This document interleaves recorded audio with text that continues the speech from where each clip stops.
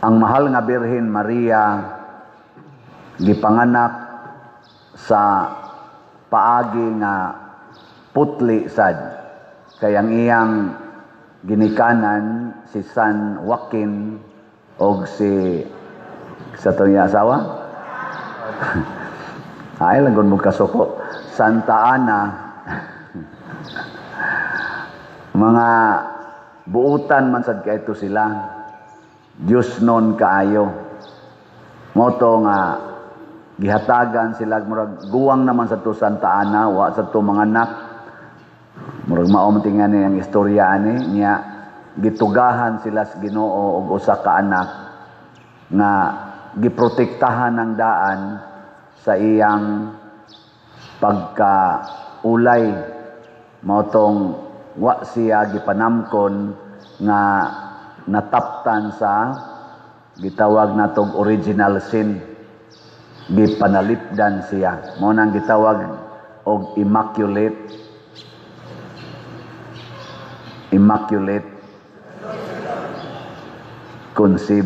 conception.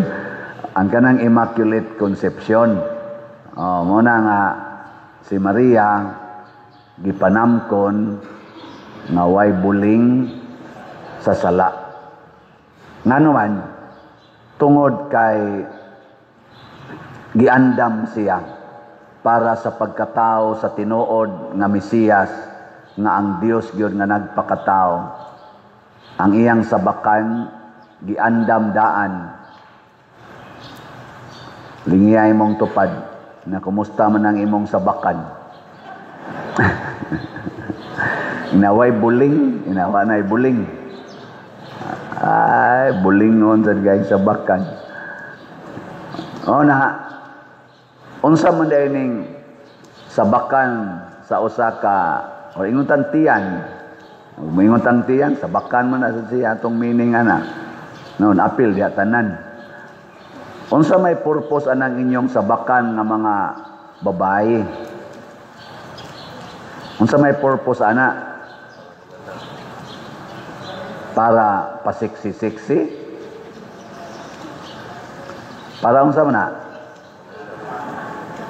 Maunay gitawag og habitat sa bag-ong taong matao. Maunay iyang umulanan anha diha magsugod ang kinabuhi og muhingkod ang kinabuhi. Nya inig kahingkod na ipanganak dayon. Dili na patyanan, dili na lugar nga anha patyon ang bata. Di ba? Dili na lugar nga anha nimo iso diha ang pills para mamatay ang gasugod na tagkaumol, na ang imong mga healthy reproductive hormones imong patyon pinaagi anang pills. Usa na kapag dagmal sa puy-anan sa bata.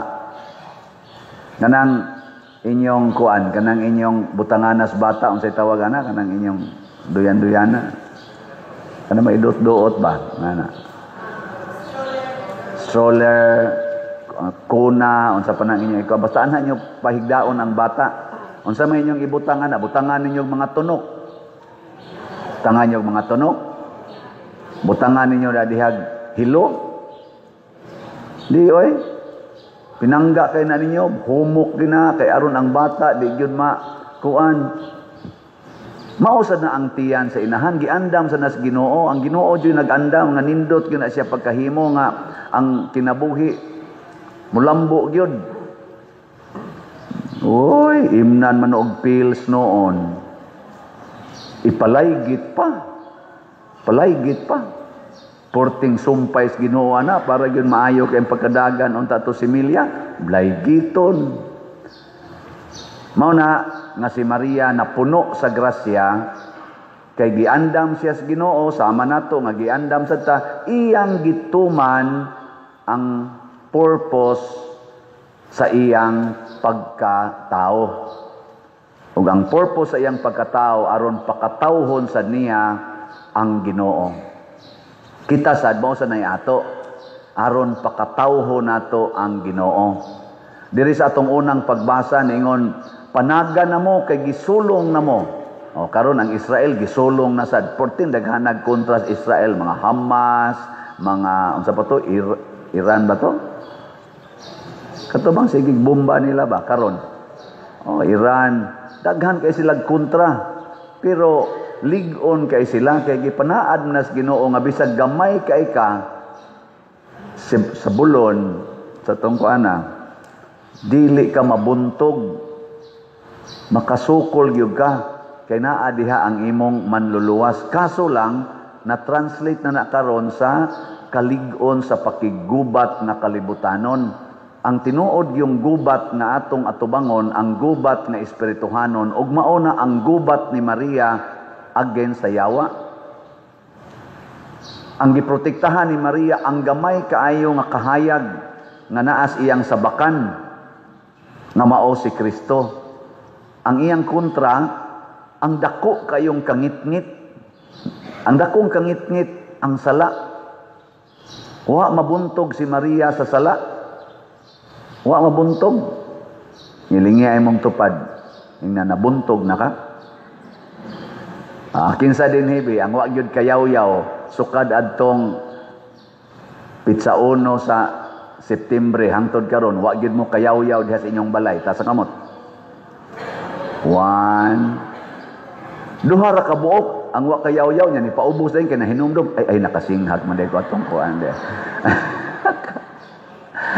Tanawa sud lang sa 8 ka adlaw ay nun talang 7 ka adlaw kay September 1 god karon September 8 pagod ron sa to pa sa 7 ka adlaw nabuntog na ta sa yaw-yaw palanggaan wa pa nay labot sa libak ba marites ba nya naapagin nay dumot napagidumot ana nya napagin ang pamakak porting daghana oy ang kanibang gaway-gaway ba sa yawa ba ang gaway-gaway sa sala 7 capital sins guna imong bantayan nya daghan kay mga gaway-gaway kay capital sins guna sa ato pa naa panay regional, naa panay provincial, naa panay municipal, naa panay city, sitio ana mga gigmay mga sala ba kanang tawgo na to mga white lies, sikat-sikat pa white lies. Kung naman pa der, white lies naman akong gibuhat. Bakak mangyapon na. Kanang pagpa-colors buhok, unsa man na, kamatuoran na o bakak? Namakak ka na o nagtugas matuod? Nahimo nang gibakakan ang mga tao, nagtuo mga tao, ug wa jud kay ubano naman gugagod. Nindot kay kag naong kay itom kay kag buhok nya ang imo pag yung naong diri imo pag yung gipa na tangani mo kanang foundation nga nindot kay kag naong hamis kay tanawon haron lang gyud batan-on kag naong bisag 80 na ana kayo pero inignaog nimo nang hagdanan makita gyud kay nga naman magtagsa-tagsa naman kag tikang ana nya mangita pagkuptanan. Batanon kay buhok, batanon kay naong, pero tiguang kay tuhod.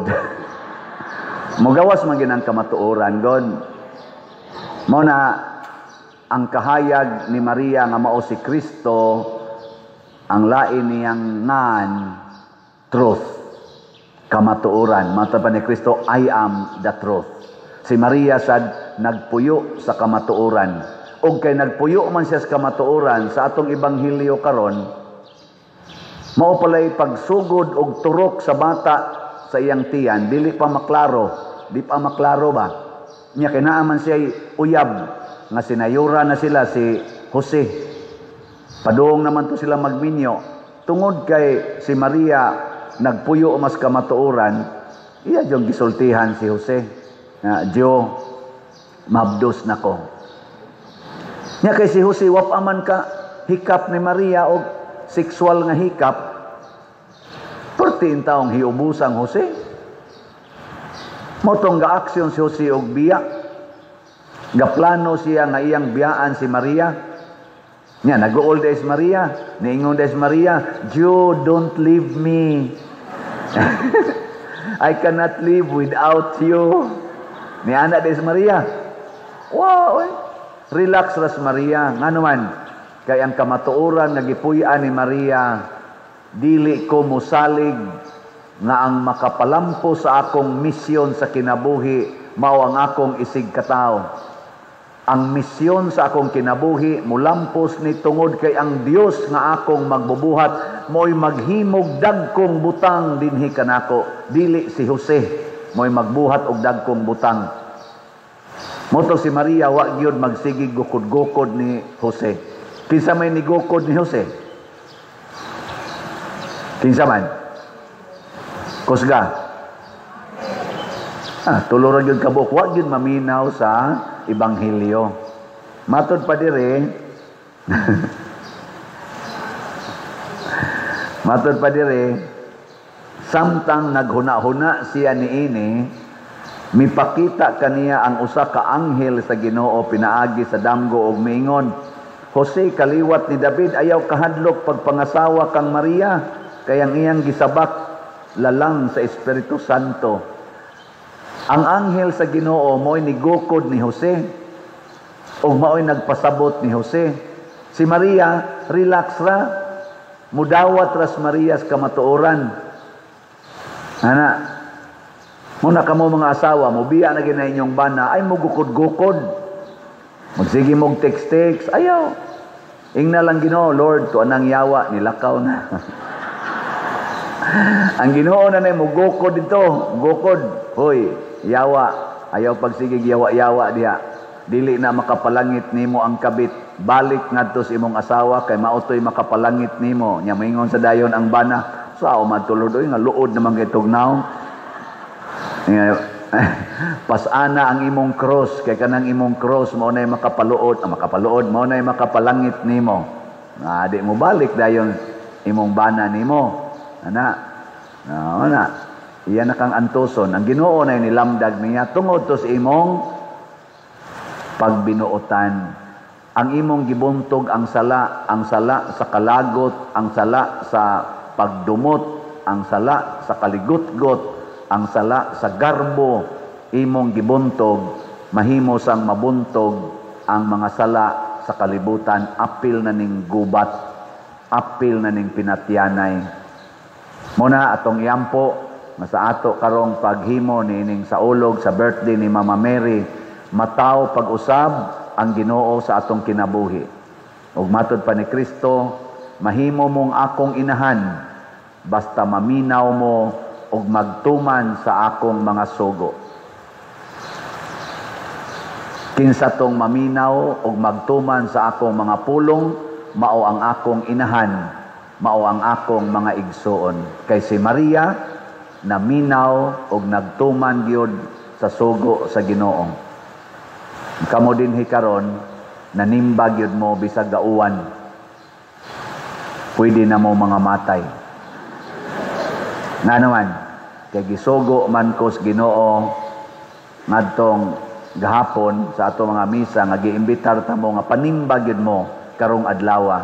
Bisag asa pa ng lugar panimba gyud kay atong i-greet si Mama Mary og happy birthday. Ug ang inyong pag-anhi dinhi nga nagkalisod-lisod tungod sa uwan, dako kay nang merit, dako kay na nga grasya. Kana bitang hinumdumi ragod katubang dalaga pa ka ba or ikaw sad lalaki o litaw sad ka nya nakay uyab nya nagsabot mong magkita nya pertigyong kusugas uwan. Pero bisag basa ni adto gis inyo ang imong uyab unsa imong bation? Kilig kay kastanan.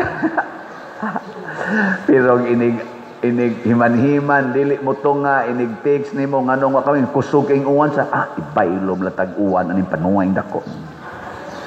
Di na lagi siya kasakripisyo, mora na kutob iyang love. Pero nagkabasa gid siya dito, pating basa siya. Ulo na uso ka pating basa siya. Ay, okay ra niya, basta kita lang ko nimo. Tukhang da yun. Ade, joke lang mo na ang gugma, mubuntog og mga kalisdanan. Mo na karon atong oferan si Mama Mary. Igumas misa, mag-offer ta niya. Kung sa inyong i-offer niya, mas maayo ang inyong i-offer slot. Slot ba? Slot. Yung kapadir, ako man sa din taon ng pamliti, inig-uli. Karon gauwan ra ba?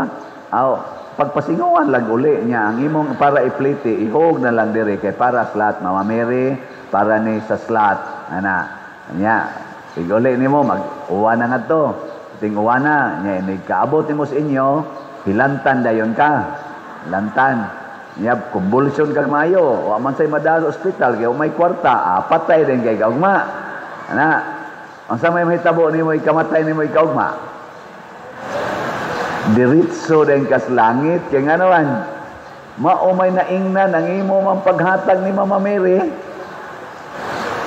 mura man sad kag si Santiago Apostol nga namatay na putol ang liog tungod sa iyang pagsunod ni Kristo awa mo hapit og purgatorio diritso ngadto sa langit maganto sad ta mga igsoon para matuman ang atong misyon sa kaluwasan.